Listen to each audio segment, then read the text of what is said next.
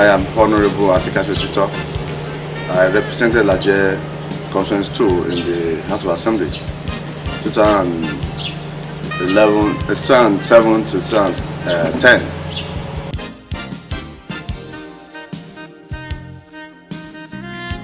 I believe absolutely that it's a misnomer comparing Dr. Victor Agagu's regime with the regime of Olusegun Mimiko, because during Olusegun Agagu there were structures in place to put in place infrastructure, which I believe is the fundamental principle upon which any governance is erected. Before the advent of Agagu's government, Adefarati, Chief Adefarati of blessed memory, was the chairman of that commission. But when Agagu came on board, Agagu thought it twice that the chairman must come from the oil producing area. And when he did that, that actually brought results. That is why we were able to have road network where there was none. That was why we were able to have a lot of infrastructural facilities when Agagu came on board. But today the story is different. If somebody had done a road and is unable to put asphalt valet before your arrival as a successor, what was expected was that you will have put asphalt valet on the road.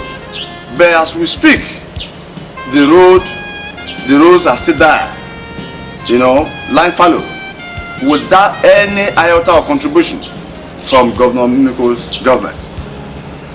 Before the election, he brought tractors, he brought equipment that he would do overlay just because of election. And immediately the election was over, all the tractors and all the equipment were taken away. The question we are asking now is that where are the equipment, and why did he come to initiate that project in the first place? Just because he wanted to hoodwink the people. Just because he wanted for the vote of the people. It was not sincere. It was not genuine. So all what Mimiko has been doing, in our area, has always been a camouflage. Camouflage in the sense that, for instance, look at the bulk of that dualization. The road is not actually dualization. What he's doing is just extension. He's just trying to extend the road. And meanwhile, what is on paper is dualization. And lo and behold, after the election, all the equipment, all the material, people, all the contractors have left the site. So, what kind of project is that? That's a project to deceive the people.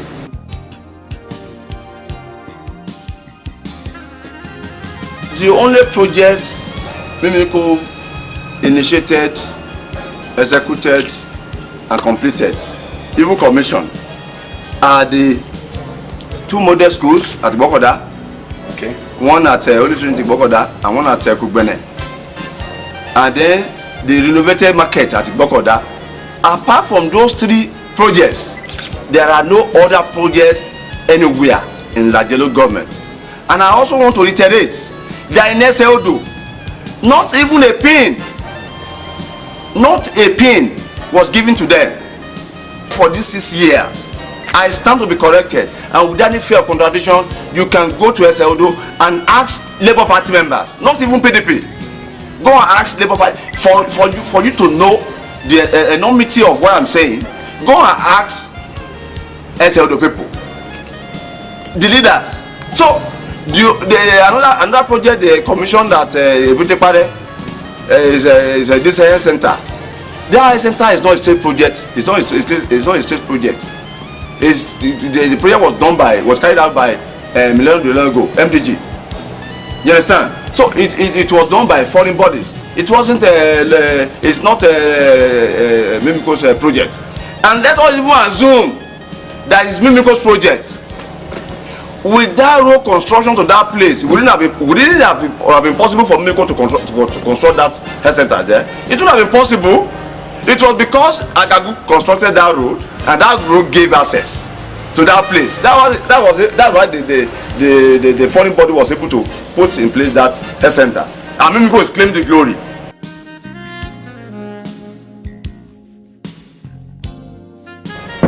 Mimiko has a strategy. Okay. And this is the strategy he has been using against all this while. We conducted governorship election in this state in 2012.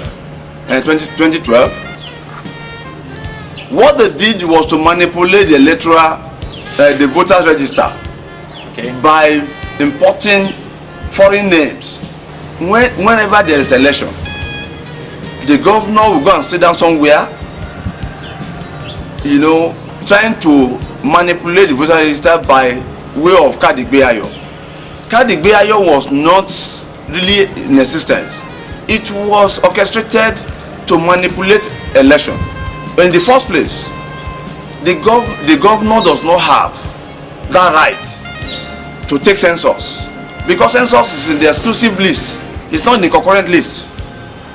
So the government does not need Kadigbeayo to in order to initiate program, in order to execute program for the people. What they did was to use the photograph, take photograph of people, import them into the data of INEC. All they did to beef up their voting strength. That was what they did. That happened in this last election. In Itebukumi, for instance, the voting strength there is 227 voters. Okay. In that particular unit. When election was to be conducted, on the resource sheet, we call it form EC8A, that the resource sheet for that unit, in where we have the column where we have voters register of that particular unit, they put it there, 237 voters. The moment you the moment you miss the voters, that has brought in invalidity into the election, because the foundation is already faulty. This we argued at the collation center. I was the collation agent for PDP in the local government, I was the one that stood for PDP as the collation agent, and we argued this thing. We told INEC that this was wrong. What do you know what INEC said? INEC said there was an addendum of 10 people, and in that addendum they only have names, they have no picture, and the voter register did not carry INEC logo. Where you have the name of the person, you have the photograph of that person to ensure that this person exists, is not a ghost, and you also have the logo of INEC to show that this is INEC document. But these were not present, and that was our argument. And we said the election should be cancelled, but INEC insisted that it should not be cancelled. But yet we left it. You see what they did in that election, where PDP was winning originally, they would draft their men to go and disturb the election, so that the election will not hold there. And that has been the strategy of Mimiko. Wherever the opposition party is leading, they will mobilize their members to go and disturb the election. They will not allow the election to hold, or they will cancel the election, or they will take the result and jump into the river. At the end of the day, when you take people into water, what happens? It's destroyed. So now INEC has come up with a fine idea. Let me tell you, for the first time, this is the first time I will see INEC be neutral. On the serious note, INEC displayed high level of sensitivity and high level of neutrality in this election, just because they allowed all the parties to have level playing field. And now INEC has decided to invoke the provision of the electoral law that says once the difference between the first and the runner-up is less than the cancelled result, there must be make-up election.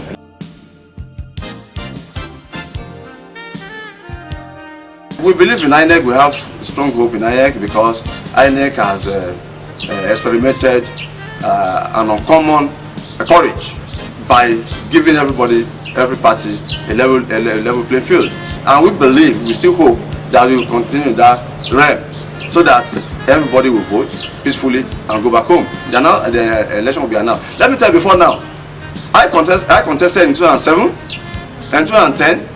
My election was rigged in my presence at the collation center. It didn't happen in this election. In 2012, in 2011, I contested as House of Assembly.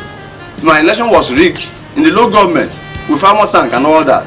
Even when the election was pronounced inconclusive, they still went back to conclude to conclude the election by themselves, and they announced the result. Nobody died. We took it we took it with faith. And when Agagu was contesting Senate in 2011, they took the result from Ilaje local government to come and announce. But now INEC has become born again, and we are happy with the born againism of INEC.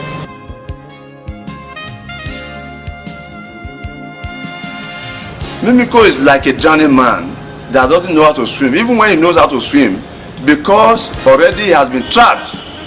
He has been plunged into serious cul-de-sac. So it has no escape route. Obanikoro is a minister in this country of PDP. He's a stalwart, he's a leader. So he came to campaign with us like Mimiko did. He campaigned for his party. Obanikoro also came to campaign for PDP in Laje Edo Federal Constituency. Let me also tell you, this is the information people don't know. Obanikoro did not even come to Laje local government. Obanikoro only went to Edo. Olushola Oke was there, Kuku was there, all the PDP leaders were there. After the campaign, he left on Friday. He left the shore of Edo on Friday and didn't come back. During the election, it was not on ground. You know what they thought was that Obanikoro was on ground, because before now, what Mimiko used to do was to use the military against us. Okay. But in this case, the military were so magnanimous to be neutral. They were neutral. They were just maintaining law and order. No any unit you can get to in Laje Edo that any military molested anybody, be it Labour, be it PDP, be it APC. Nobody was molested in that election. There was no casualty of any sort. So there's no point, there's no reason for them to be accusing Obanikoro to have come and support us as a PDP leader. Who is castigating Mimiko now? Mimiko evaporated from Akure and condensed in Oktipa just because of an election.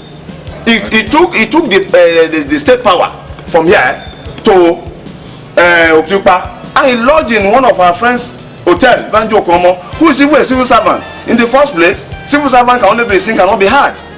But Mimiko has polluted our people to a level where they don't even have respect for civil service rules. Where a civil servant will be going on air discussing contentious political issues, it is cantankerous. It is unfortunate, and this is the kind of culture we are telling our people that is not imbibe. So Obanikoro has not done anything different from any politician can do. Mimiko thought Obanikoro will be like Tokumbo, that he will manipulate and ensure that he doesn't do what is needful.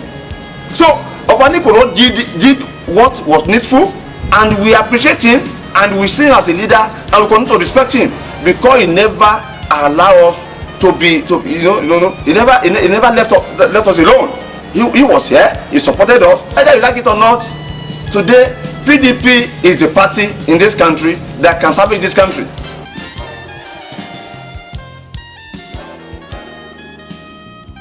If INEC says tomorrow is the election, we are battle ready.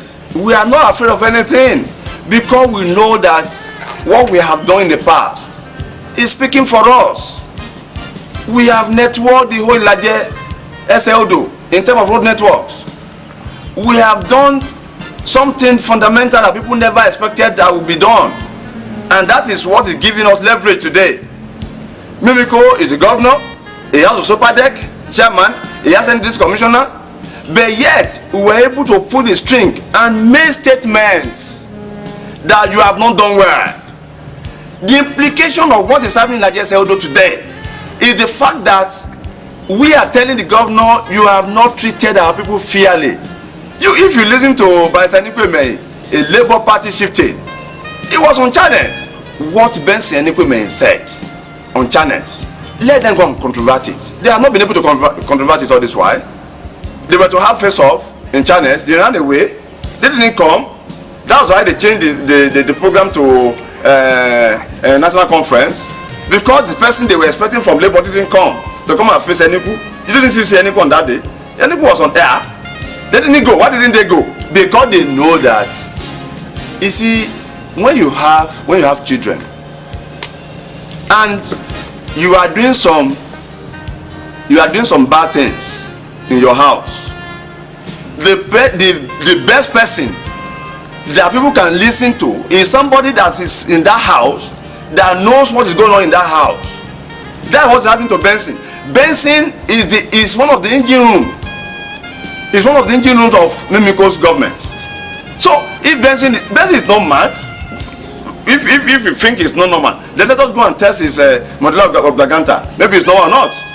So he's not mad. He's coherent. He knows what he's saying. Okay. And he has been challenging Labour Party. He has been challenging Mimiko and his cabinet that if they think all he has said are wrong, let them come and controvert him. So far so good, they have not been able to controvert him. So the story is better said by Labour Party, which is being said by Niku. So the issue is this: it is unfortunate that we are finding it in Mimiko's dictionary that I will not go for election. Mimiko has always been somebody who believes in election, who believes that any day, anytime I will be there. Why is he running away? He should not run away. Tell him to come. We are going to beat him silly. I told him some times ago there are no masquerade dances forever. Mimiko cannot be governor forever. He cannot hold up to ransom forever. I was on air during the SLF program. When we were talking, people thought we were just using propaganda. That were not being factual. But the facts are available to everybody today. I said it, that the Igbokoda donation, Mimiko had paid 862 million naira to contractor before the commission of that project. And I told them that project was a camouflage. Today, I am vindicated. I am happy for it because there's no contractor on site. He did just that because of the election, just to reduce the people and bamboozle them.